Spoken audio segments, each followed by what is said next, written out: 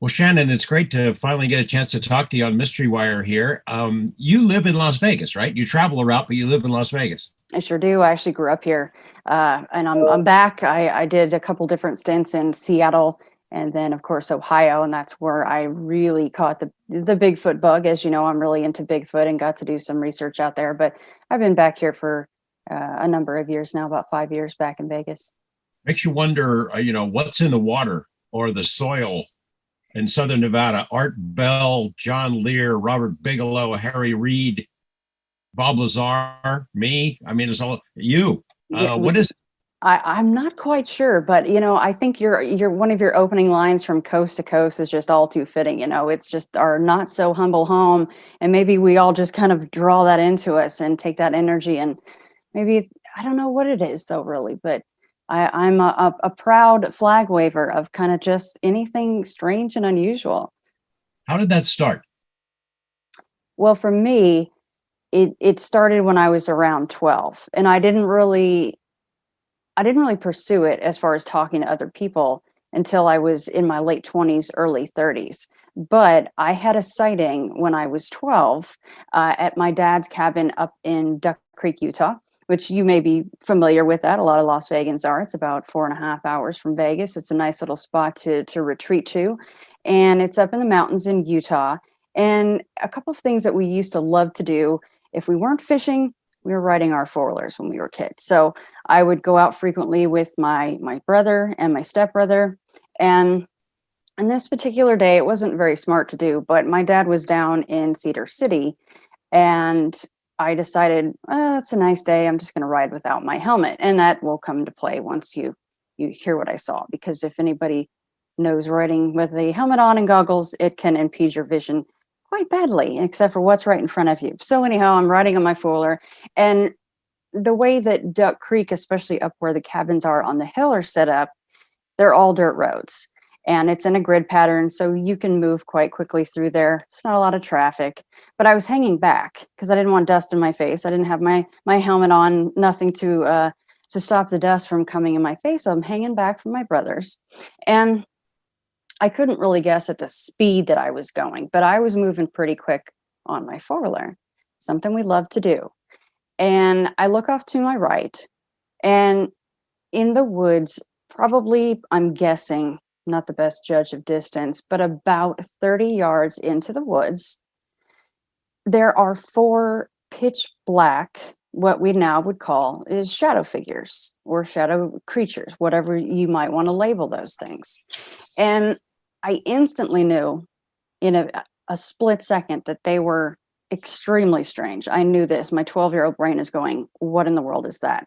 And they're actually paralleling me and running in the woods the same direction that I'm going. They're not interacting with me. I've always said that that would probably make for a very different experience. I wasn't frightened. I was just extremely shocked and confused. And I watched them for about a 5 count. Then, of course, I'm still riding on my four-wheeler, so I have to check my path. And after about the count of 5, I check my path. I'm fine. I look back, they're completely gone. So it was really just those 5 seconds, and I got bit by the bug. Again, it was a dormant bug for quite a number of years because, to be honest, my dad got back from Cedar City, and I immediately had told my brothers, hey, I want to go back to the cabin. And like, what's your problem, Shannon? Like, we just got out here, it did frighten me for a number of days, and I was confused by it. And I told my dad, and and he still remembers this actually, which is pretty funny. I told him, and he said he's ex-military. So he goes, oh, they do military operations out here all the time. Don't worry about it. It's just guys in, suits or whatever. And I'm going, Oh, no, Dad. Yeah, exactly. I'm like, no, Dad, you don't understand. And it's funny because, like I said, he still remembers that. And he goes, still to this day, I don't believe, that he says, I mean, you saw something, but it was something of this world. But I wholeheartedly disagree with that. did your dad have some kind of experience at some point? Did I read that? No, Okay. no, he didn't. Yeah, I wish if he had, maybe he's keeping that from me. So so you have that experience when you're 12. Is there something else that triggers you to go ahead and do something about it later on?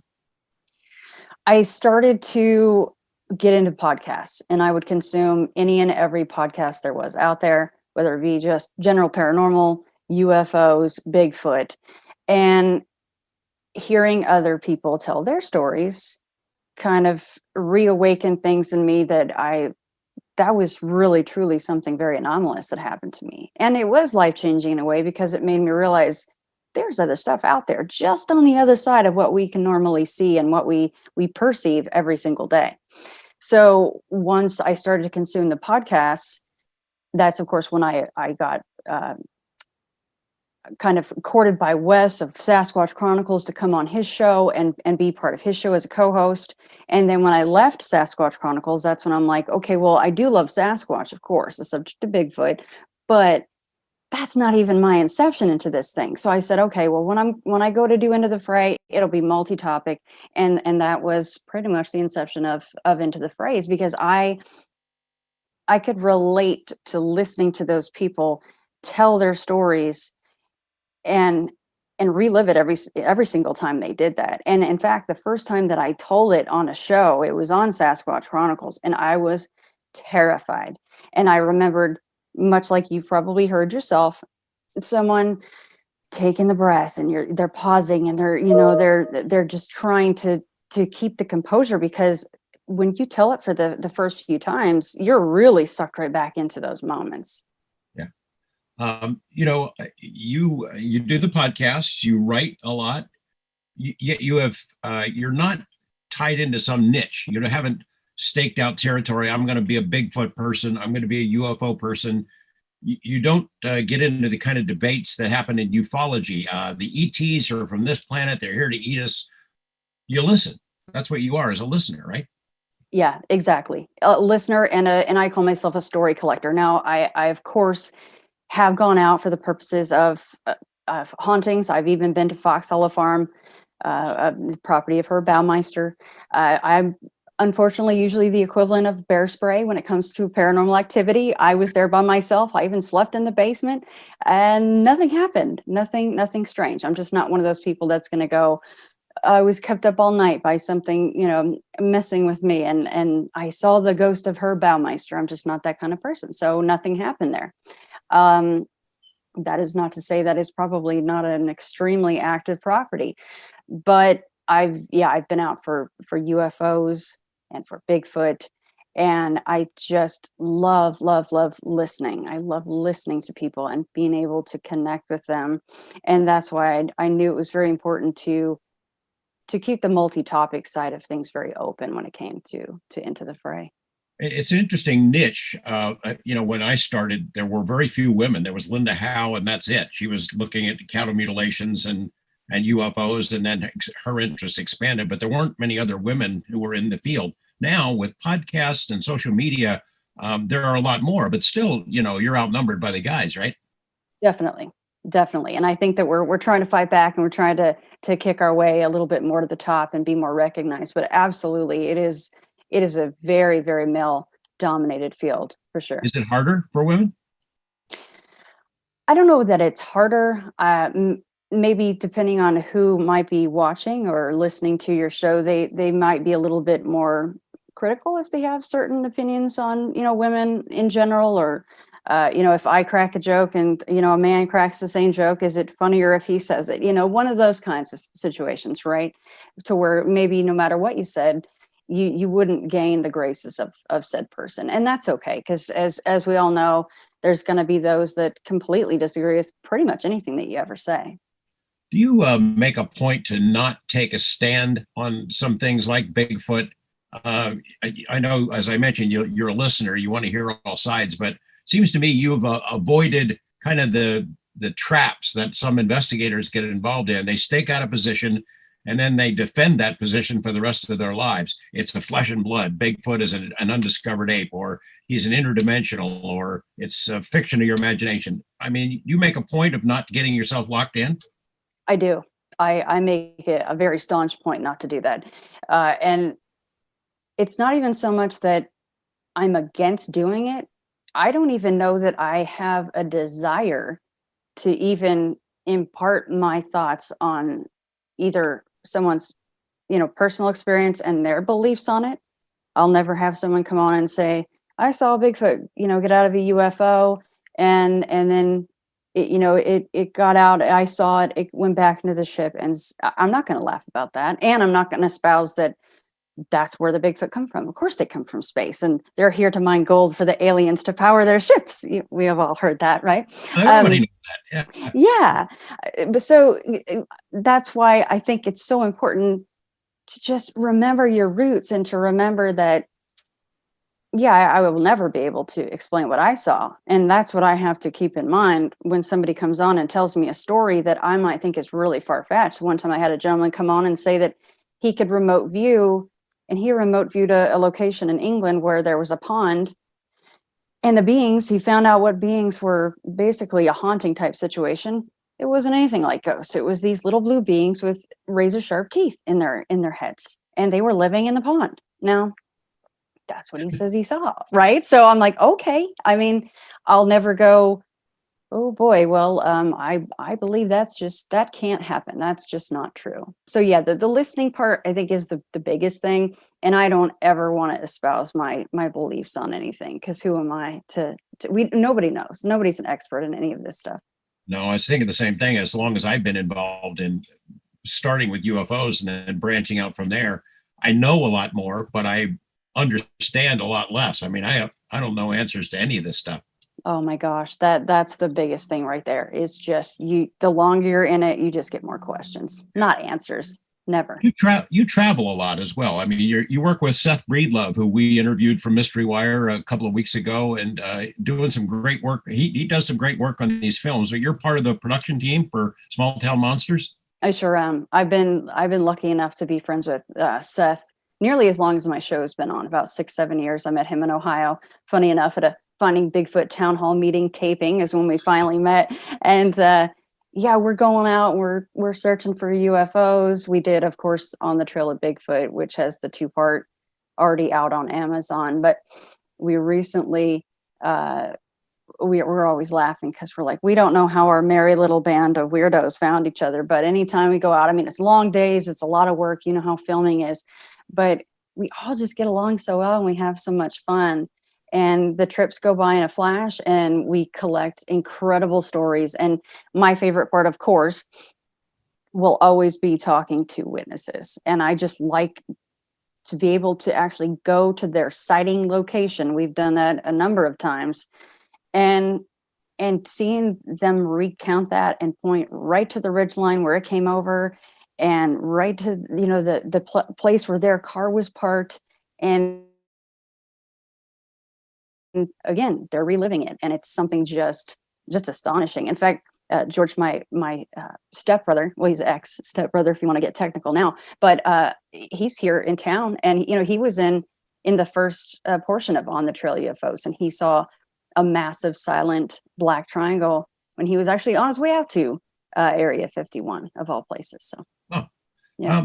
Let's talk about this new book. So it's Beyond the Fray, Para-amalgamation, right? So what number book is this for you in the Fray series? So that's number 2. The first one was Bigfoot, and then probably sometime late next year we'll get Bigfoot 2 out, and of course, hopefully, eventually, Para-amalgamation 2. Para-amalgamation, that's a great phrase. You guys come up with that? I was actually quite proud, because one of my emails that got sent out, and actually I believe that it initially was not the title of a book. It initially was the title of one of my episodes, and you had emailed me and you said, great word, and I was like, if George likes it, then it's got to be a good word. So, well, it works because so many of these niches, the UFOs and Bigfoot and poltergeists and things like that, they blend over, they spill over. So you need something that sort of covers the wide spectrum, right? Yeah, and my favorite stuff on the show, as much as, again, I sound like a broken record, as much as I love Bigfoot, my favorite stuff is the really weird stuff that you can't fit it into one of those neat little boxes. It's impossible to do so. Those are my favorite kind of people to have on. You get the people who use the terms paranormal and supernatural interchangeably. Do they make it? Is there a difference between the two for you? I think when you say supernatural, to me, that would impart more of a maybe wizardry or magic, or something that it shouldn't quite be tangible, but it is, and it's something maybe you create. At least that's how I see it. But the word paranormal, it just means something kind of sort of out of the ordinary, and it gets a really harsh stigma attached to it when you say, well, I had a paranormal experience, and everyone's like, oh boy, here we go, she's going to talk about ghosts or something else that will make us think differently of her. There's just something out of the ordinary, something that we can't quite put our finger on, and really should be tied more into science than anything else as far as the study. Something we haven't figured out yet, right? Exactly. So you co-wrote this with Michael Hopf.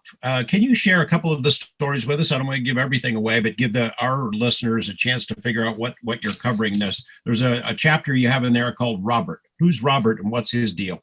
Oh boy, Robert, I will be interested to get you and your listeners' opinion on this one, because this is one of my all-time favorites, and I'm not supposed to say that I have favorites, but I do. Just like favorite kids, I have my favorite episodes. So Nick is out. This is some years ago, and actually, I didn't. It wasn't a very long time ago, maybe 5-6 years ago. He contacted me really not too long after this happened, only a few years, and he and his friends they're going down to Florida for the quintessential spring break party time, and they're all staying in kind of a low rent motel. They don't have a whole lot of money. They're all staying in this little hotel room together. And the very first night, they get a knock on the door, and it's a kid about their age. And he says, "Hi, my name's Robert. Can I hang out with you guys?" And everyone's like, "Sure, why not? The more the merrier." They're doing their thing. And I don't know if it was the first night or the second night. I don't even know if Nick quite remembered this, but they're sitting down around the table in the hotel room playing cards. And at some point, and he had been getting weird vibes from this Robert kid for the second that he walked in the door. He said he just seemed weird. And he looked over, and Robert was looking right at him already. And he said his entire face changed.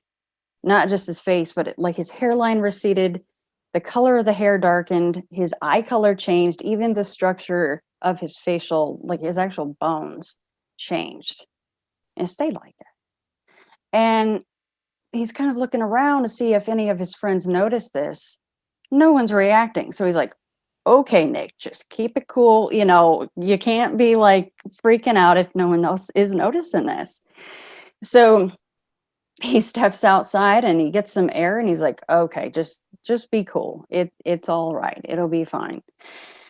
The next day comes, and he's kind of talking to one of his friends, female friends, that's also on the trip.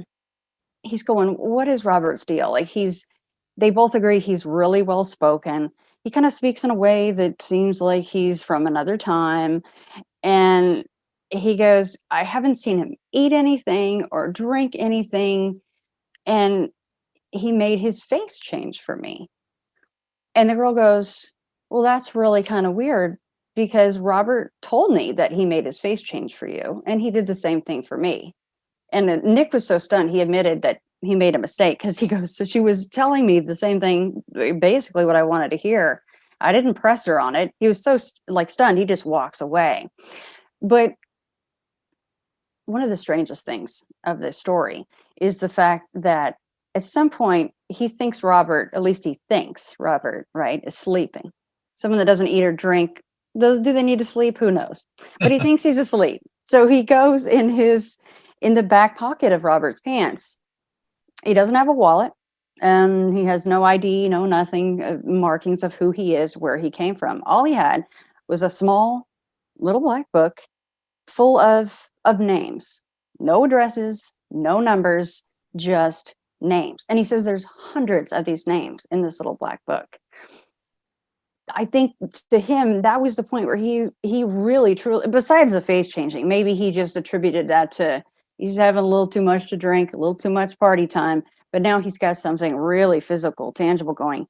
What is with the book of names, Mr. Robert? The weekend ends and everybody leaves but Nick admits, he's like, I think about Robert all the time. And I wonder where he is and what he's doing. And of course, is Robert the same age? Has Robert ever aged? I mean, when you're talking about somebody that doesn't eat or drink anything for, a few days while they're out there the entire time, that's really strange. So what category would you put that in? I mean, demonic? Yeah, demonic, vampiric, maybe. That's been postulated. And actually, George, one of the strange things about that episode is the second it aired, I have birds here at my house. So I frequently get someone going, I heard a whistle, or I heard a tucking. And I'm like, well, I can explain that. I like to explain that away when I can. I got inundated with messages and emails when this episode, Robert, came out. And they said, you have to go to, I believe it was 32 minutes, 14 seconds. Every podcatcher is a little different with the timestamps, but I isolated it. And it sounded like, and in fact, it was right when I'm asking Nick, what do you think Robert was? And you can, nearly as clear as day, and I'm not a huge fan of EVPs, but you can hear a voice say, vampire, just like that.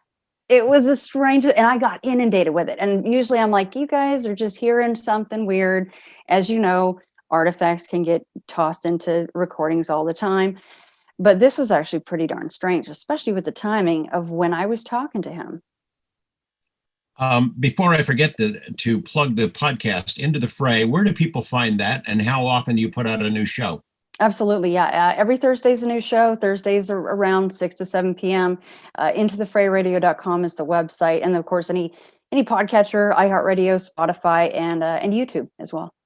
All right, and how's it doing?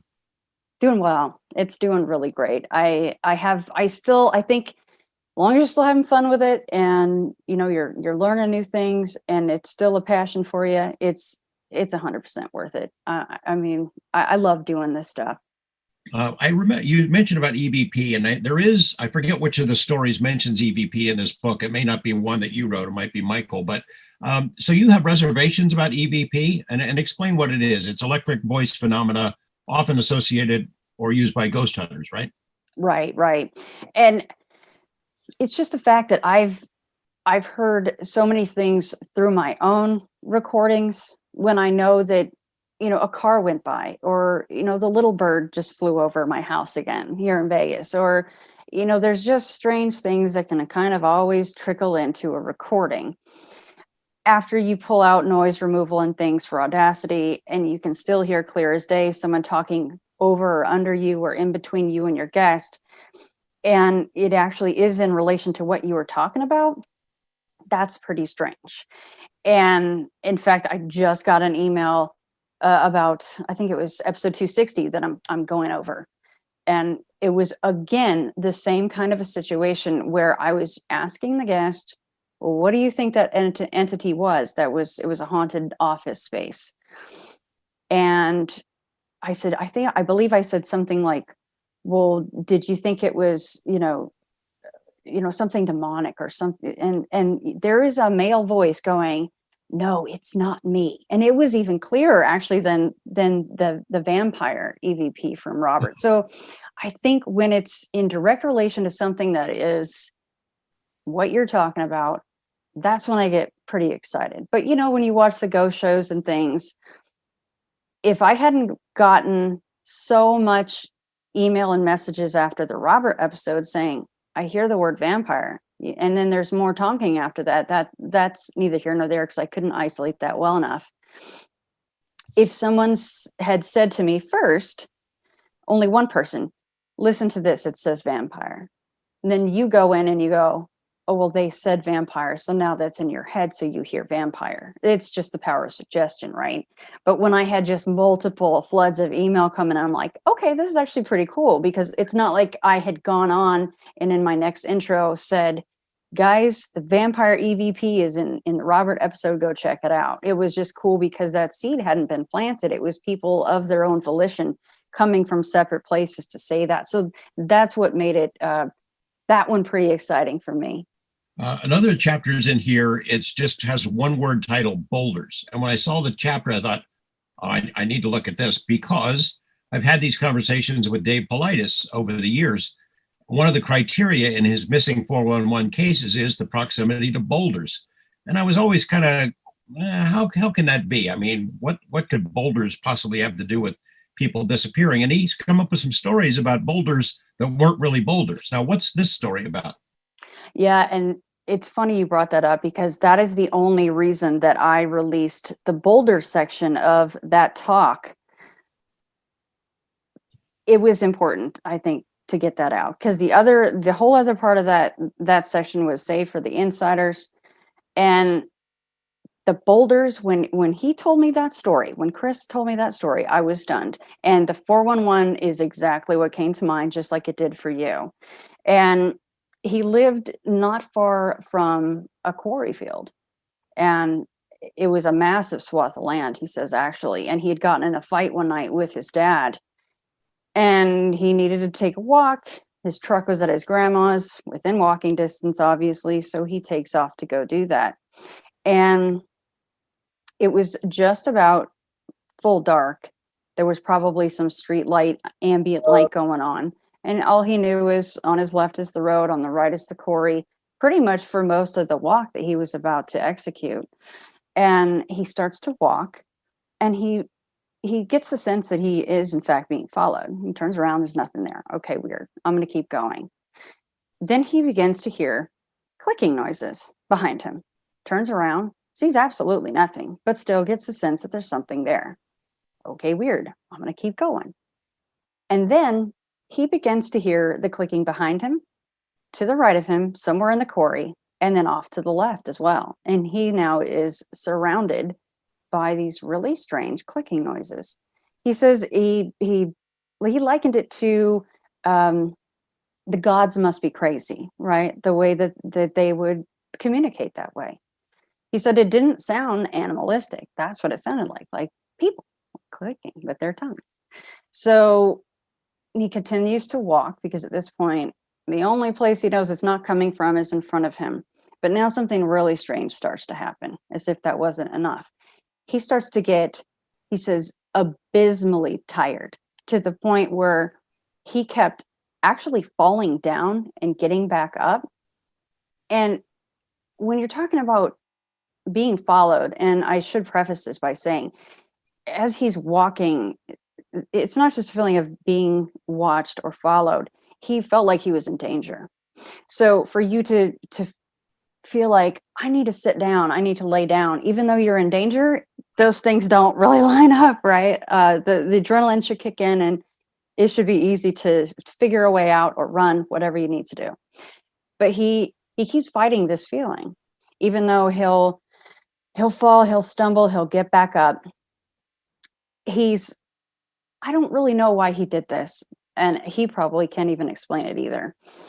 He decides to go into the quarry field, and he sees a massive boulder in the middle of it. He says, I'm going to climb on top of it, and at least I can have a better, kind of a bird's eye view of what's going on out here, and maybe I can see what's following me.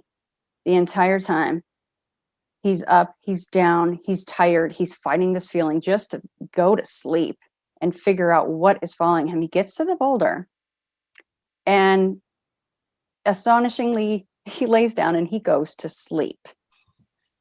I was stunned when I heard this part, right? Like you feel like you're in mortal danger, but do you had to take a nap right now? So he goes to sleep, and he feels like the clicking has, diminished, and he's like, okay, well, at least I'm at a high point. I can see everything. Goes to sleep. He wakes to something tapping him on the top of his head.